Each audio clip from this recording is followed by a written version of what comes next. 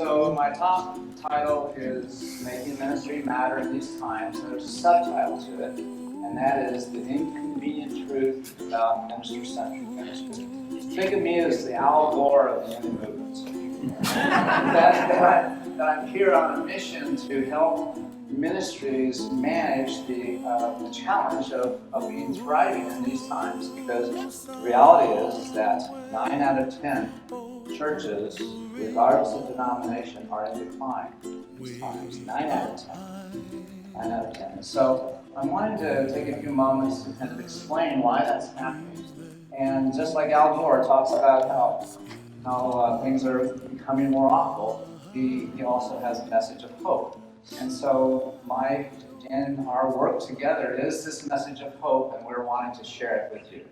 Because it's integral to our ability to transform lives and inspire and empower people to make a positive difference, to be able to have delivery systems such as a spiritual community.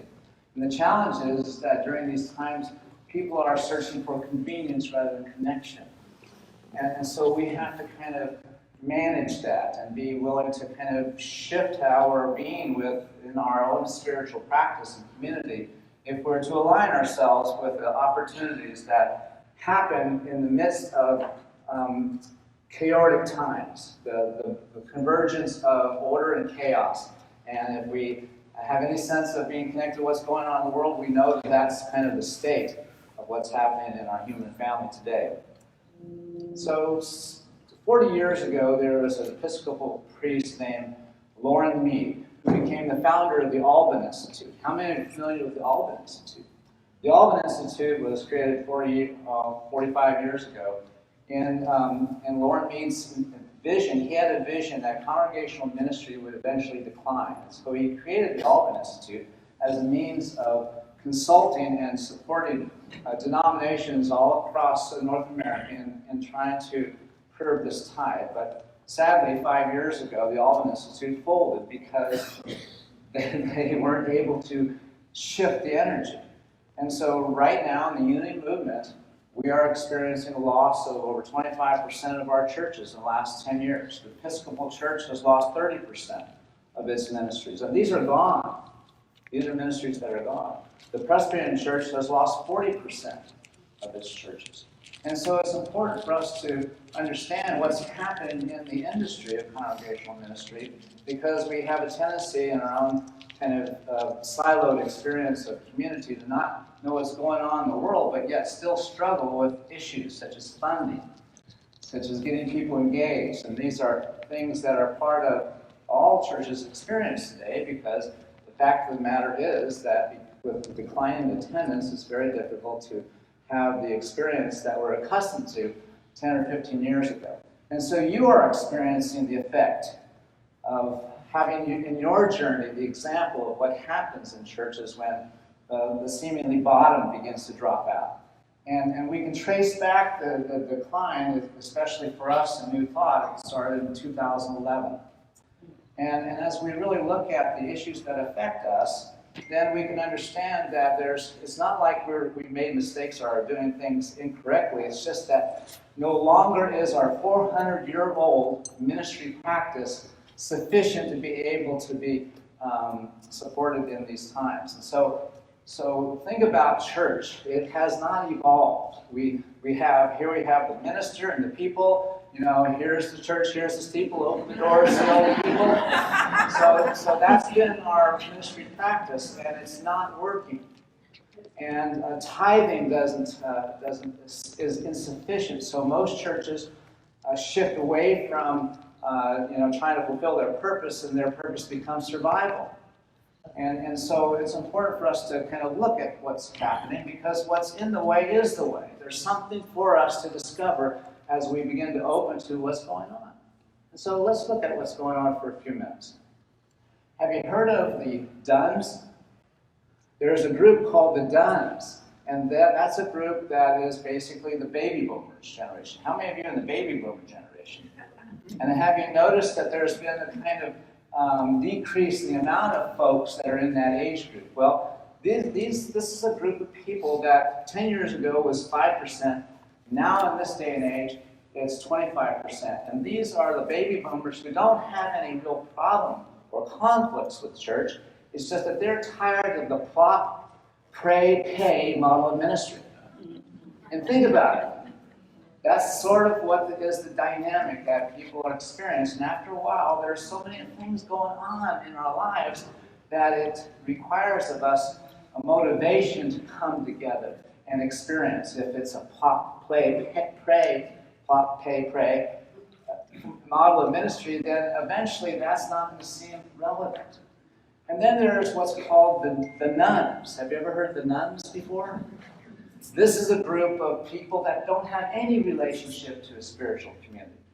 But yet they are spiritual, but they're not connected. And there's a reason why.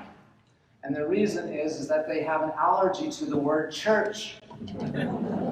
And so one of the trends is that wherever there's the word church, we are missing out of being aligned with 50 million people who are aligned with our teaching but won't come to us because of that word in our name. That's the dynamic that we have to kind of manage and understand. And then when we look at the other side of it is that we need to grow the church in terms of our young people, the millennials. Have you ever thought about we need more young people in the community? Well, the challenge with that is that we have to shift how we're in practice together, how we come together in worship to be able to be aligned with their temperament, their culture, their style. And that's a kind of rocket science from the context of us older people. And we don't know how to necessarily do that. So if we don't kind of understand and learn what's necessary for us to be more inclusive for that demographic, then we'll find ourselves aging out. And as a matter of fact, according to Pew Research, congregational ministry will expire in 22 years because the traditionals and the baby boomers will be too old. And their children will be wanting their inheritance, and so they won't be bequesting churches as much in the future. And so, given all of these trends, how can we begin to turn the tide? How can we begin to look at understanding that we have a powerful message and teaching that we know can make the world a better place, but if we are not capable of being able to manage these times and be able to look at a way in which we can shift our ministry practice out of an archaic 400-year-old way of doing church, with here's this church, here's the steeple, open the doors and see all the people, to a way in which we can be coming together with purpose, not in the context of who the minister is, because the minister-centric model of ministry is all about having a minister to hold the space for the community to blossom, and therefore the identity of the church becomes embedded in who the minister is. And therefore the comings and goings of spiritual leaders has impact upon the community. And so if you can think about your journey and the comings and goings of ministers and how this ministry has been impacted over time, you can see the direct unintended consequence of this current ministry practice that is configured around the minister as being the central figure, the voice of principle, the voice of direction and purpose of the community. Changes every time you get a new minister.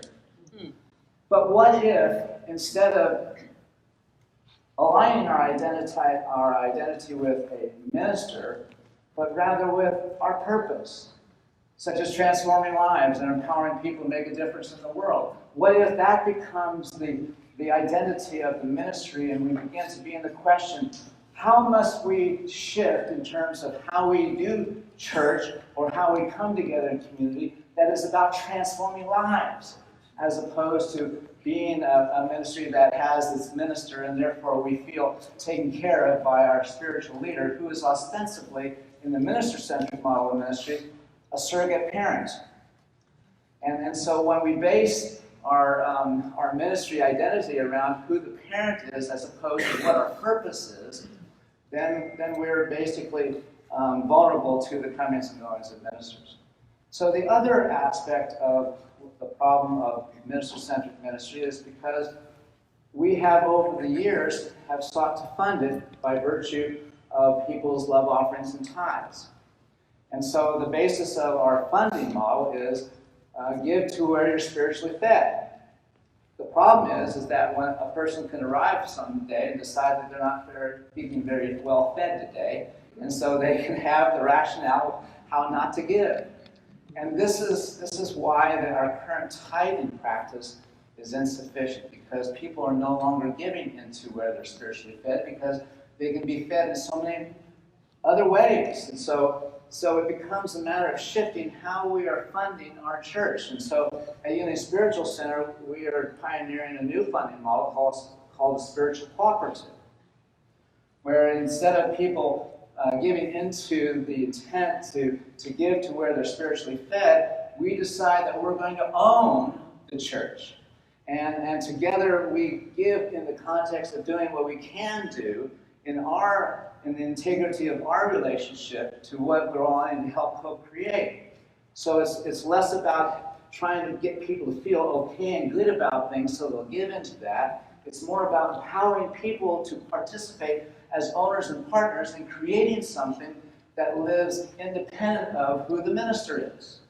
And therefore, when the minister comes and goes, you're not diminished because you're aligned with your purpose, the fulfillment of purpose, as opposed to who the minister is. And it gives us a sense of being able to have the capacity to experience what's going on in the world, but yet being empowered, because we know that when we're in the community and the context of our lives being transformed, we know that the outer experience is not a limit to us, but the outer invites us into the expression of who and what we've come here to be. And it becomes a different context for how we come together in community practice.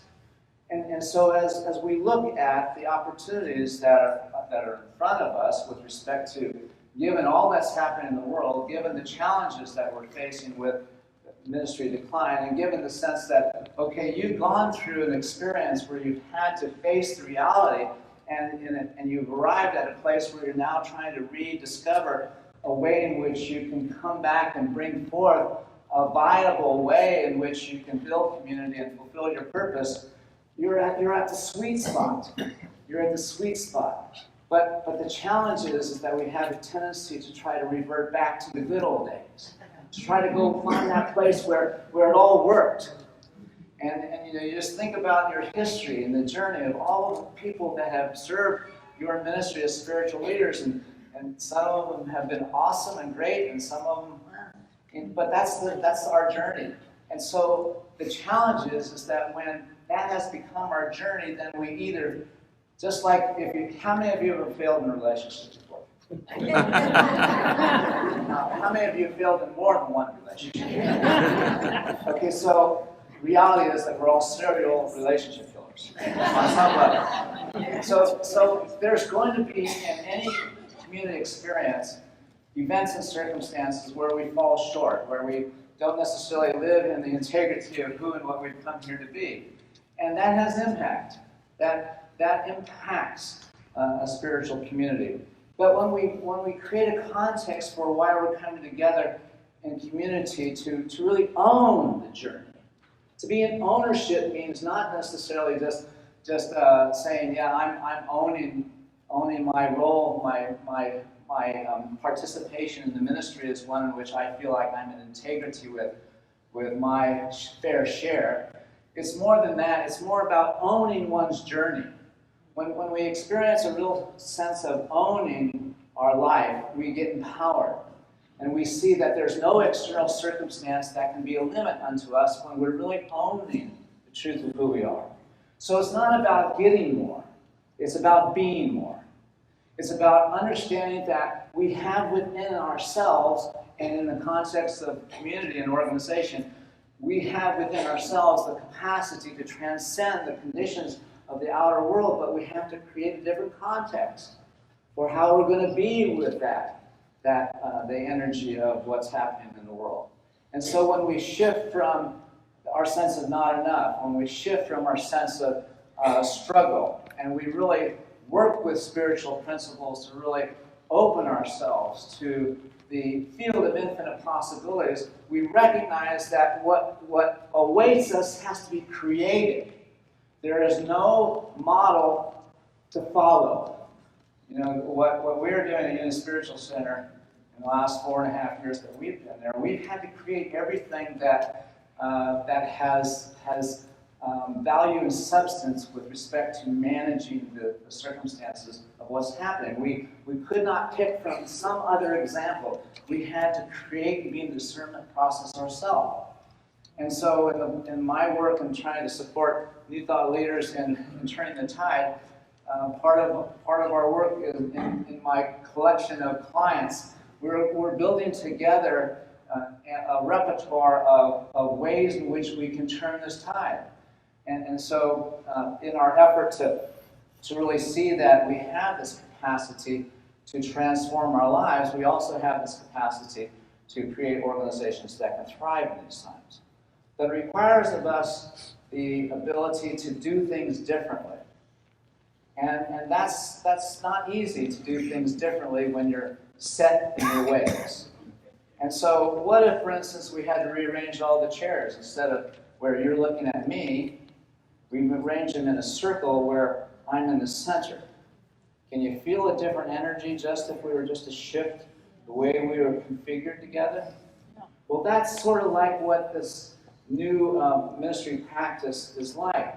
And that's what the evolutionary process requires of us. It requires of us stepping outside of our comfort zone in the context of our guidance and intentionality, to be willing to be in the unknown so that we can be creating something that does not exist. And so that's the sweet spot, that's the potential. The challenge is that we're the gravitational pull to the ways in which kind of give us the most comfort are sometimes the things that we have to shift out of. It's just like when I mentioned church as a kind of an allergy to the millennials and to the cultural creatives. You would have to be willing to let that go.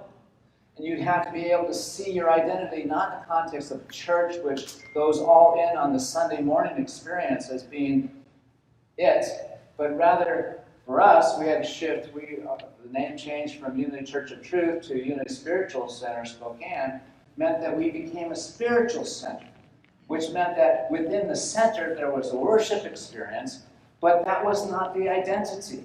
The identity was a grander community that had transformation happen 7 days of the week in various different contexts. And I love it that you're beginning to engage spirit groups. There's three things that I require when I work with a client in my coaching of mission-centric ministry.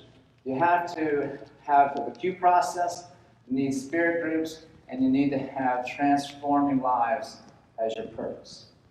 And that is beginning to turn the tide, that when we configure our identity around people's felt experience of transformation, when mission-centric ministry is different than just having a mission statement.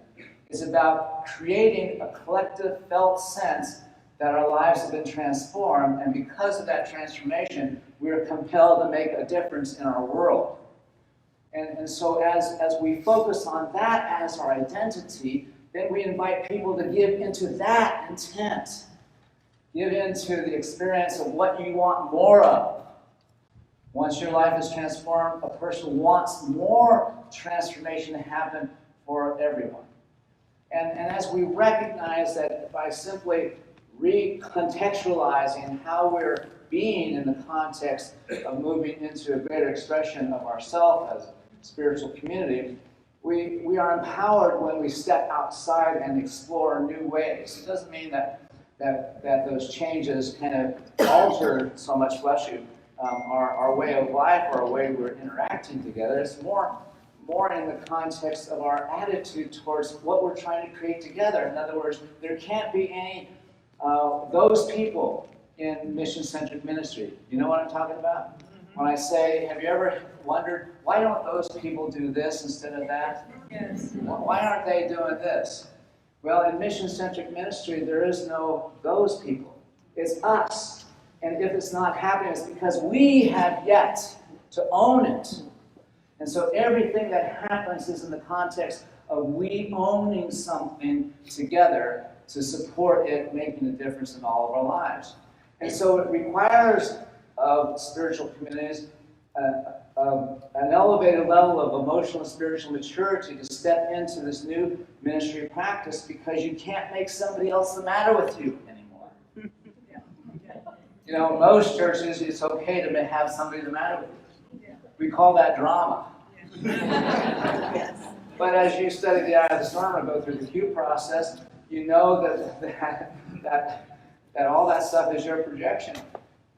And you know that pain not transformed is pain transmitted. And so we have to grow up. We have to not, that's the other side of the challenge, is that we have to live in integrity with our spiritual practice, so that integrity creates the energetic field of our capacity to create something that is yet to be manifested. And we can't do that creation if we're attached to how things have to be in order for me to be okay, or in order for me to give into this. We have to decide that we're going to be an equal partner in making this world a better place. And we do it in community, and it's good that we know and love each other, and we can transcend all of our differences, and to be able to see that that's the beginning and foundation for building a ministry practice that can thrive in these times. We begin to attract to ourselves people who are hungry for transformation. The minister is not the magnet anymore. It's the mission of the church.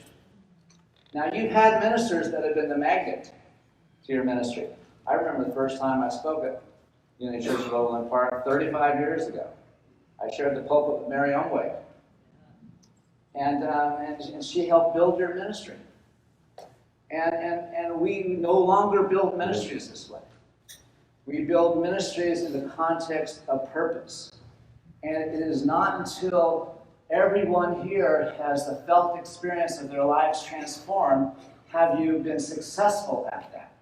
And when the organization is retooled to focus on transformation as its aim, then you have to ask yourself, what are the structures, practices, and systems that are not directly linked to the intent to create transformation? Because if you're doing stuff that's not aligned with the fulfillment of your purpose, you're leaking energy. And so one of the things that you can ask yourself is, why are you doing things? Why are we doing these things the way we're doing this? And if you can't link it to, it's because this is how we're transforming lives, then you're doing something out of the old practice.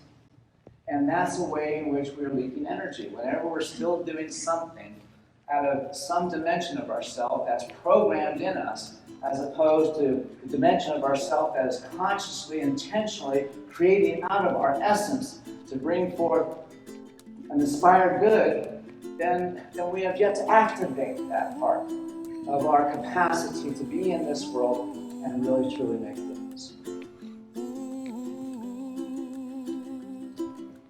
Nothing else is coming. I think I've done my 20 minutes. Is that right? Okay, God bless you all.